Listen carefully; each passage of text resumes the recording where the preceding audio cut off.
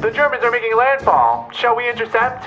Yes. This video I'll be reviewing Battle of Britain from PSC Games after this.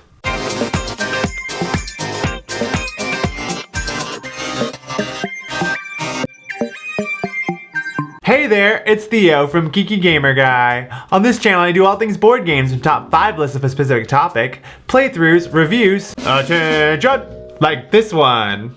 To How to Play is where I expose the full rules of the game in hand, so if you don't want to miss out, think about subscribing, and hit the bell to not miss out on any upcoming videos. Gather your squadrons for one of the most memorable battles in World War II.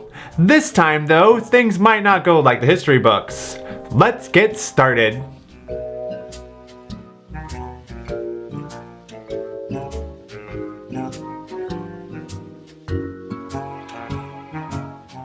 In Battle of Britain, 2 to 4 players will command the British Royal Air Force or lead the German Luftwaffe in the World War II Battle of Britain. Just like the real thing, the British player will want to protect cities and airfields from being bombed by the German player.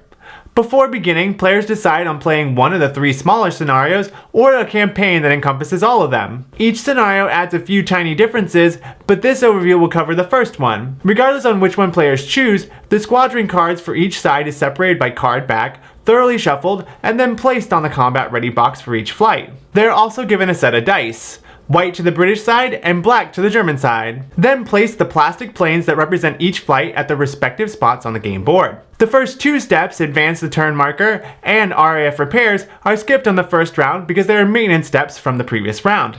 Then the German player draws and assigns mission cards face down to each flight box. Missions have a target location of cities, airfields, or radar stations that the assigned flight must get to and successfully bomb to complete it. Then players simultaneously assign a number of squadron cards from their combat ready boxes to each flight box within their displays. 3 cards for the British and 6 for the Germans. After that, the real meat of the round begins. The German player spends fuel to move flights on the map. If they move within reach of a working radar station, the British player may intercept it by placing an intercept marker and moving one of their flights in range to that spot. If a flight reaches its target for a mission, a bombing run marker is placed. After the German player has moved all their flights, it's the British player's turn to move. If they ever move into a space with an enemy aircraft, a dogfight marker is placed. Once the British player is satisfied, the final step begins: air combat and bombing. Each intercept and dogfight marker is resolved one at a time. During an intercept, the British player takes their hand of squadron cards from that flight and then randomly selects 3 of the 6 squadron cards from the German player's hand, placing them all face up on the board. Then each side rolls their dice equal to the dogfight number total on the upper left of each squadron card. Each die face has either a British rondel, German cross, or nothing. For every rondel or cross rolled by both players, it is a hit to that side's flight. A squadron's health is determined by the red lower left-hand number on the card. The number of hits has to equal or exceed that to destroy it. Usually. Since this is an intercept, any partial damage applied to a squadron destroys it. Dogfights work a bit differently. Players select one squadron card. Then the dice equaling the dogfight number for just that card is rolled. Whichever symbols there are more of wins the dogfight. The opposing player adds hits to that squadron's left-hand damage strength, health. If it's destroyed, the winner squadron stays. They can potentially earn a +1 additional die ace marker if it wins 2 battles in a row, and the opponent's squadron card is destroyed. If it's British, the card goes back to the display and can be used in repairs on a later round. If it's German, it goes to a spot on the board. Rinse and repeat this process until one side has no cards left. After all the battles are resolved, the German player rolls black dice up to the bombing strength on the lower left-hand side of all that flight's squadron cards at every bombing run marker. Each rondel rolled is a hit. Place a bomb marker on that location. Airfields and radar stations only need 1 marker to destroy it, while cities need 3. For every cross roll, the British player gains a dice and rolls them. For every 2 crosses, a bomber is destroyed and the card is sent to the map. Rinse and repeat the same thing for 3 more rounds. After that, the British total up victory points earned from ace markers, destroyed German squadron cards, and unsuccessful mission cards, while the German totals up ace markers, successful mission cards, and the number of bomb markers on each city, airfield, and radar station. The side with the most wins. I know what you're thinking. Theo? Playing a war game? Yep, that happened, and it even surprised me how much fun it was. Once you get through the initial round, things just click because most of the game will be the same throughout. Each movement for the German player had to be planned out carefully because of the many radar stations that would potentially stop their flight's movement if the English player decided to intercept it. But there has to be a balance of when the English player chose to do that, because they only get to intercept twice per round, making this very much like a game of chess.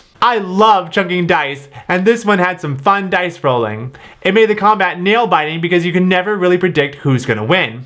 One player may get lucky and roll more dice, but they could roll blanks, or worse, their own symbols causing damage to themselves. I love that the game comes in different scenarios that track along the same way the actual Battle of Britain played out. I didn't really know much about it beforehand, and it was great to learn new things. The overall presentation is really cool looking on the table. I like how each display holds all the squadron cards for that flight, plus how large the board is on the table, making everything look grand. Plus the plane miniatures are really awesome. They're made of tough plastic and look amazing when a bunch of them are swarmed around each other.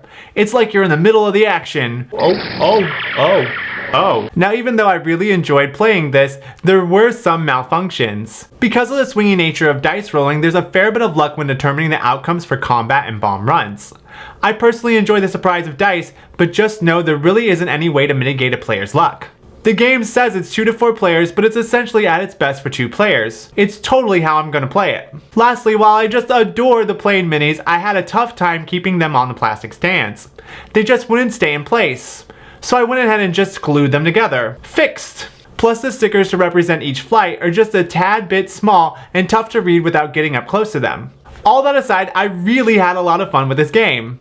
I was always intimidated to try a war game, but it wasn't as difficult as I had thought.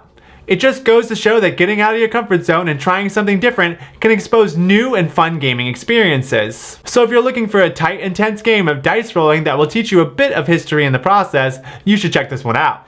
That's it! I hope you enjoyed the review. If you want more, check out what I'm playing over my Instagram, or come interact with me on Twitter. I'd love to connect with you. Also, if you haven't done so already, don't forget to like and subscribe for more. Until next time, stay geeky, keep gaming. Then place the plastic turn marker and RAF comes for combat and dice runs. They're dice that run.